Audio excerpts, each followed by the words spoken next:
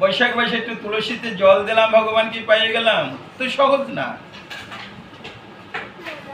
মাঘ মাসে প্রাতঃ স্নান করে ঠাকুরের চরণে তুলসী দিলাম, আর যা খুশি তাই করলাম, তা না, অত সহজ না। সমস্ত মূল তত্ত্বর আগে তোমার তিনটি তত্ত্ব আগে জানতে হবে, বুঝতে হবে, ভালো করে ভালোভাবে বুঝতে হবে। আত্মতত্ত্ব, পরম তত্ত্ব আর গুরু তত্ত্ব, এই তিনটি তত্ত্বের সাথে যুক্ত হতে হবে। তিনটি তত্ত্বের সাথে যখন যুক্ত হব, তখন কিন্তু আর আমার পরের দোষ ধরার সময় থাকবে না।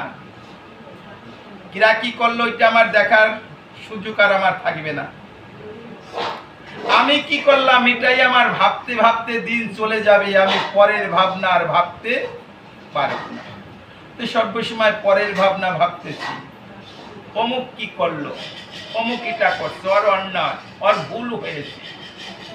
ওই পরের ভুলটা ধরার সময় আমি পাই, কিন্তু আমি যে শত শত ভুল করতেছি, কিন্তু আমার ভুলটা আমি কখনো স্বীকারই করি না। ধরা তো দূরের কথা, স্বীকারই করি না। নিজের ভুলটা যেদিন আমি স্বীকার করতে পারবো, নিজের ভুলটা যখন আমি নিজের ভুলটাকে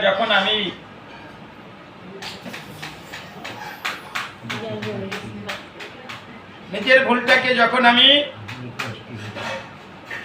বুঝতে শিখবো, নিজের ভুলটাকে আমি শুধরাইতে শিখবো, তখনই আমার চিত্র শুদ্ধ হবার একটা রাস্তা আমার খুঁজে পাওয়া হবে।